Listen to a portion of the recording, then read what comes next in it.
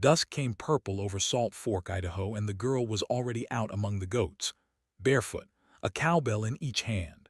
She walked the fence line slow, tapping the wire with a stick, and behind her, single file, 6 goats followed like soldiers on watch, not grazing, not wandering, walking. Their hooves fell in a rhythm steady as a clock. The girl stopped at the corner post. The lead goat stopped too. She rang the bell twice.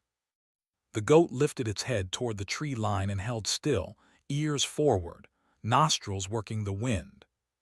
From the porch, her father watched with his coffee going cold in his hand. He didn't call out. He'd stopped asking questions 2 weeks back. Down the road, a neighbor slowed his truck at the fence, squinted, shook his head, and drove on without waving. The girl kept walking, kept ringing. The mountains behind her were already losing their light, and somewhere up in that dark timber something was watching back. Nobody in Salt Fork could explain what that girl was training her goats to do, or why she seemed to be running out of time to finish it. If you're new here, this is the kind of story we tell: quiet places, stubborn people, and the moments that prove them right. Hit subscribe if you want more of these. Drop a comment with the town or state you're watching from tonight, and let's get into it. Custer County sits high and lonesome in central Idaho, where the Salmon River cuts through granite and the winters arrive like a debt collector, early and without mercy. The town of Salt Fork had one gas station, one church, and a grazing allotment system that decided who ate that year and who didn't. Wrenna Tessick was 13 years old, and she had lived her whole life on land her family didn't fully own: federal range, leased by the season, grazed by permit. Her father, Gideon, ran 40 head of sheep and a small herd of dairy goats on that lease, same as his father had. 2 winters back, Wrenna's mother, Adali, had died of a fever that came on fast and left just as fast, taking half the house's laughter with her. After that, Gideon got quieter. He still made coffee for 2 every morning out of habit, then poured the second cup down the sink. Wrenna noticed. She never said anything. She just started setting only 1 cup out herself, so he wouldn't have to see the extra. Then came the trouble that mattered to the whole county. Wolves had drifted down from the wilderness boundary the year before, thinning what remained of the elk herds and turning their attention to easier meals. Gideon lost 11 ewes in a single spring. Desperate, and against every posted regulation, he'd fired on a wolf pack crossing his lease at dusk. He hadn't killed one, but a range rider saw the muzzle flash and reported it, and that was enough.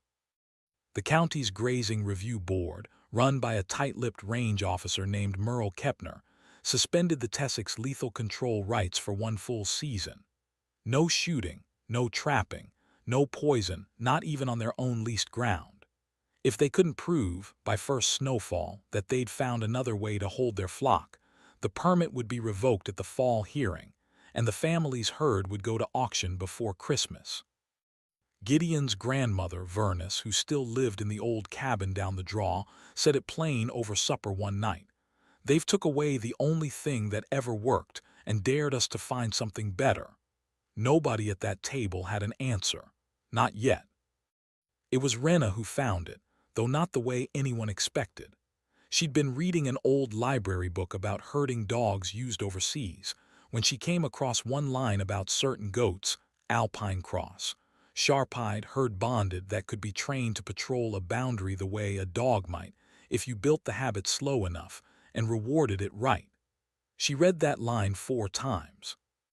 Then she went out to the barn where her 6 young dairy goats stood chewing at nothing in particular, and she said out loud to no one, "All right, let's see."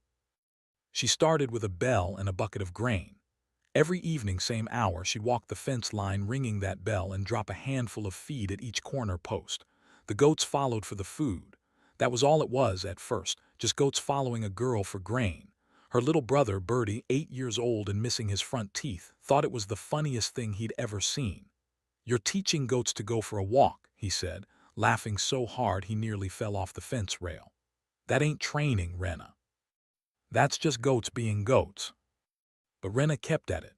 Week after week, she shortened the grain, lengthened the walk, and taught the lead goat, a scarred old nanny named Clementine, half blind in one eye and twice as stubborn as anybody in the family, to stop and hold at each post until Wrenna rang the bell a second time. Slowly, the herd began to mirror Clementine. They stopped chewing brush at random. They stopped scattering when a hawk's shadow crossed the pasture. They started watching the tree line the way Wrenna watched it herself. The neighbors noticed before her own father fully did. Odell Fescue, who ran cattle 2 sections over and had known the Tessicks 30 years, stopped his truck at the fence one evening and watched Wrenna ring her bell for a full 5 minutes before he said a word. "Girl," he finally called out, "you do know goats don't guard nothing. They're prey animals same as your sheep. You're wasting good grain training something that's gonna run the second a wolf shows its teeth." Wrenna didn't look up. "Maybe," she said. Or maybe they just never had a reason to stand before. Gideon overheard that exchange from the barn doorway and said nothing to either of them.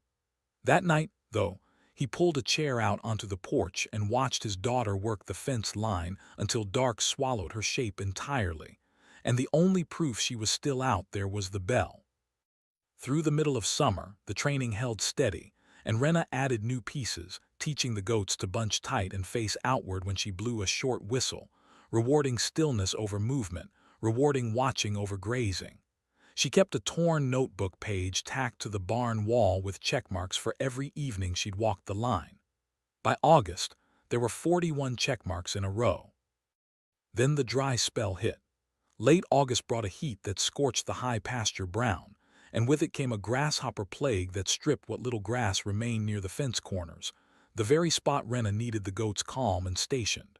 Feed prices at the co-op jumped overnight, and Gideon, already stretched thin buying hay to carry the sheep through, told Wrenna flat out one evening that he couldn't keep buying grain for what he called an experiment. "I'm not saying stop," he told her, not unkindly. "I'm saying we may not have the money to keep proving a thing that might not prove out anyhow." That night Wrenna sat in the barn a long time, notebook in her lap, 41 checkmarks staring back at her, and for the first time all summer, she didn't walk the fence line. Bertie found her there past dark, and instead of teasing her for once he just sat down beside her in the straw. "Clementine still comes to the gate every evening," he said quietly. "Even when you don't." Wrenna looked up. He was right. She could hear the old nanny's bell already, faint, restless, waiting by the corner post for a routine nobody had canceled but her. Wrenna wiped her face on her sleeve, took the bucket down off its nail, and walked out into the dark to ring the bell one more time. She didn't miss another evening after that. By late September, the review hearing loomed 2 weeks off, and frost had begun silvering the grass by morning. Merle Kepner drove out once to inspect the property, clipboard in hand, and watched the goats hold their line at dusk without much comment beyond a raised eyebrow and a note scratched down. He didn't promise anything. He said only that the board would want to see it work when it mattered, not when it was convenient, and predators, he reminded them, didn't wait for hearing dates. The first snow came early that year, nearly 2 weeks ahead of the almanac, sweeping down off the sawtooths on a hard north wind. Gideon said it plain at supper. Whatever the goats could do, they'd need to do it now, hearing or no hearing, because the wolves would be coming down with the weather, same as they always had. The wolves came 3 nights later, in a cold that cracked the water trough ice by midnight. Wrenna woke first, not to a howl, but to the frantic, clattering rhythm of every bell on that fence line ringing at once, wild and overlapping, nothing like her slow evening pattern. She was out the door in her night clothes, Gideon 2 steps behind her with a flashlight, and what the beam caught at the fence corner stopped them both cold. The goats hadn't scattered. They'd bunched tight exactly as trained, facing outward in a ring, Clementine at the front with her head low and her horns forward, and beyond them, packing the wire at a distance they would not cross, 3 wolves circled, snarling at a wall of noise and horns they could not push through. The wolves broke off within the minute, melting back toward the tree line as the sheep, penned safe on the far side of that goat ring, stood untouched and trembling but whole. By the time the sun came up, tracks in the fresh snow told the whole story plainer than any words could, wolf prints circling the fence corner again and again, and never once crossing the line where goat hooves had packed the snow flat in a tight, deliberate ring. Odell Fescue drove out that morning after word reached him through the county line, and he stood at that fence a long while, studying those tracks with his hat pushed back, saying nothing at all. Merle Kepner came by noon with his clipboard, photographed the print pattern from 3 angles, and for the first time all season, wrote something down without a single raised eyebrow. By the following week, half of Custer County had driven out past the Tessick place at least once, slowing at the fence to see the goats still walking their evening line, bells ringing steady into the frost, as if nothing extraordinary had happened there at all. The review board met that Thursday and renewed the Tessick grazing permit without debate, noting in the record a non-lethal predator deterrent method they recommended other allotment holders study firsthand. Gideon Tessick didn't say much at the hearing. He just put his hand on his daughter's shoulder when Merle Kepner read the goats' patrol pattern into the official minutes and left it there. Word traveled slower than fire but further than most folks expected, and by winter's first real snow, 3 neighboring ranches had asked Wrenna to help train their own goats to walk a line. She still went out every evening herself, rain, shine, or hard frost, ringing that same bell, because Clementine still came to the gate expecting her. And some habits, once a family trusts them, are worth keeping long after the danger has passed. Vernus liked to say the Tessick fence line had become the only stretch of wire in the county that wolves themselves had learned to respect.